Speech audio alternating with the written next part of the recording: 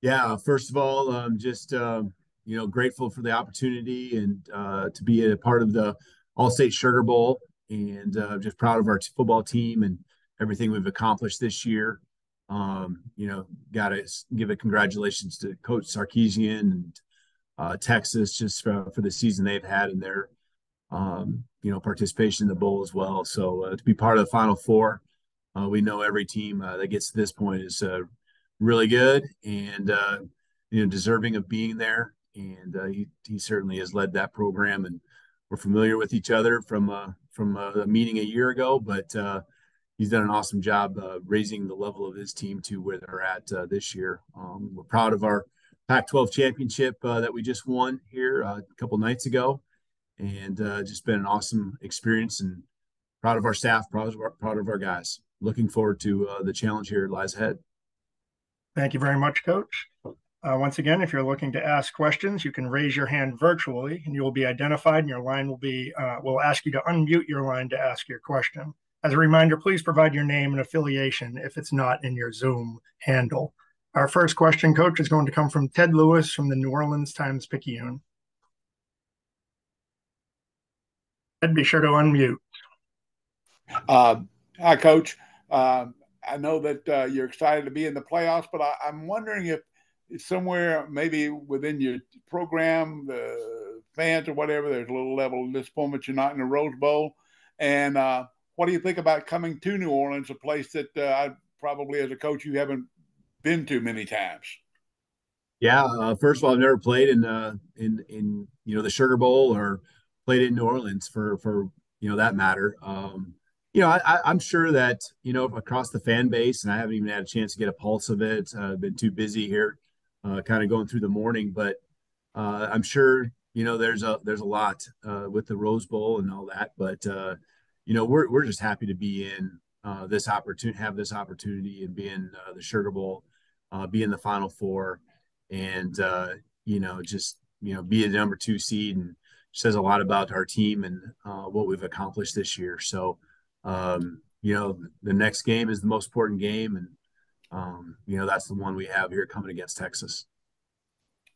Once again, any additional questions, please raise your hand virtually, and I will identify you and ask you to unmute your line. Coach, our next question. Oh, here we go. We got a question from Trey Isles from New Orleans Game Day Magazine. Trey, please unmute your line. Go ahead. All right, Coach. How much does playing them last year in the Alamo Bowl help for this year at all? Or I know the players are different, anything, but how much will you take from that? I mean, there's a little bit of familiarity, just with how you see each other. As far as what you saw at least a year ago. I guess the colors that you're lining up against and all that. But I think we've continued to evolve and change, and I know they have as well. So it is a unique situation, especially not being in the same conference that we're playing in a bowl game 1 year later. But the familiarity, that would be maybe about it. And there's some things, schematic carryover and stuff that certainly applies. But you've continue to build. You continue to build on all of that on each side of the ball, and they've done the same. Next question's from Kyle Bonagura from ESPN. Yeah, hey, Kalen. I wonder if you've, it's a long time before the game. Wonder if you've had a chance to sketch out what the next month looks like, and if so, kind of walk us through the general plan. Yeah, nothing official yet, but this week will just be really some runs and lifting later in the week here. The guys need a break. It's been a grind, and so giving them a chance. We have our end of the year banquet, our celebration happening here in about an hour, and so we get a chance to come together. We didn't have a watch party because we knew we were bringing the guys back just a few hours later, and we'll get to celebrate then. And a lot of the parents have flown up and families have flown up from Vegas, or if they didn't get to Vegas, they've flown up here for the weekend. Guys got a chance to spend some time with them this morning, so we didn't have a big watch party, so to speak. But we'll do some lift and run, and then by the end of the week, we'll get into a practice or two. But for sure practice, and then we have finals starting Saturday through the next week, And so we'll try to get a couple practices in right in the middle of that time, and we'll get the guys away and get them a chance to go home when their finals are over, and then bring them back, kind of leading up to some practices before we leave for the Sugar Bowl. Got it. Thanks. Our next questions from our online portal. Would you say your program is ahead of schedule from what you had planned when you took over the job? Year 2, you have a Pac-12 championship, undefeated season, and you're in the College Football Playoff. I don't know. I think, yeah, if you'd have told me 2 years ago that this is what we're playing for and where we're at, I'd have been ecstatic. I mean, I really would have. I don't think there's necessarily a plan. You kind of know it. There's some steps that you have to go through in building a team to get to an elite level, like we're at right now. I think I learned at a couple stops along the way, and one in particular at Fresno State, where you should never, don't underestimate what you're capable of doing and how quickly you can do it. And a year ago, I didn't put a number on what I thought, what was the number to get to. And, I thought we could have a good, solid season. Getting to 11 wins, I think that was just a part of the process. That was the results became a part of, the work we were putting in. And you catch a couple breaks along the way, and the momentum kind of snowballs in a good way. And, we got 11, and then just kind of, the continuity of a lot of guys returning gave us a jump on this season. So many guys that chose to stay and not go on to an NFL opportunity in particular. It just really got the momentum going. And we have a lot of guys that put their heart and soul into this program. We have, 9 guys who are in their 6th year in this program, and some more who have put a lot of time into other programs and transferred in. So, I don't want to say that there was a timeline, but, we're fired up that we're in this spot here in year 2 as our coaching staff. Next, we'll go to Terrence Biggs. Terrence? My fault, Terrence. Go ahead and unmute. Coach DeBoer, you are 19 years and 2 days away from your first head coaching job when you coached at your alma mater at Sioux Falls. Did you ever think in that time, those 19 years, that you would be standing 60 minutes away from a national championship?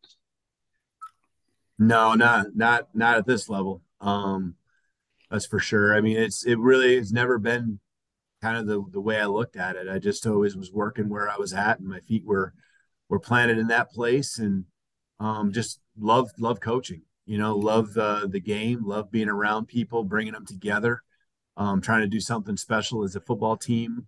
And that's really been the focus. And just, you end up being around great people in some great places. And, you have to say that those are some breaks you catch along the way, some wins that happen that, help you get over some humps, and you win some championships. And again, just goes back to the people, though. I think, those relationships and is really where it starts. When you pour into it, good things can happen. We'll now go to Kirk Bowles from the Austin American-Statesman.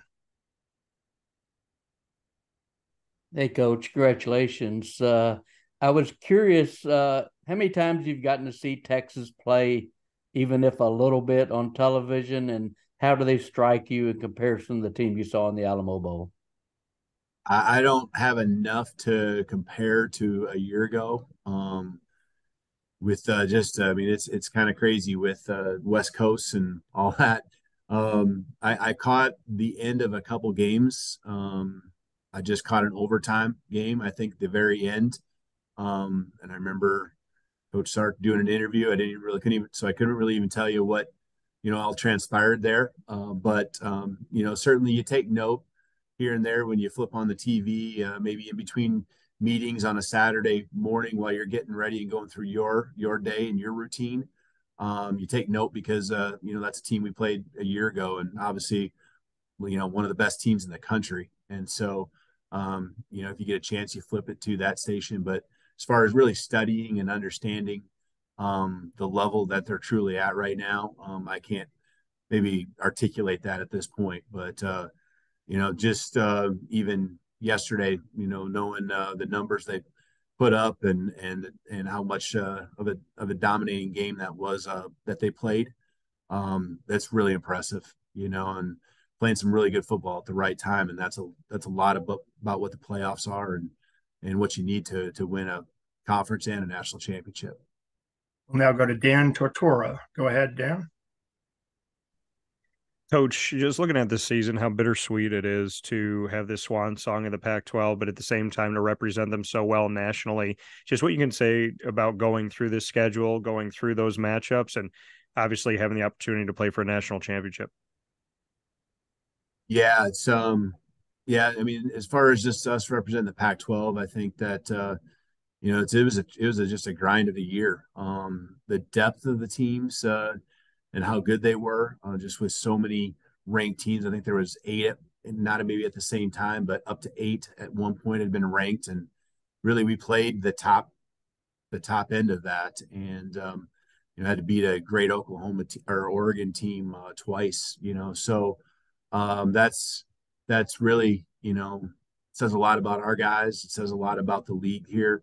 There's great coaches. There's some great quarterback play. We knew it was going to be that going into the year. I think everyone was probably a little bit concerned about how it actually happened, where a lot of teams beat up on each other. We were fortunate enough to get through unscathed.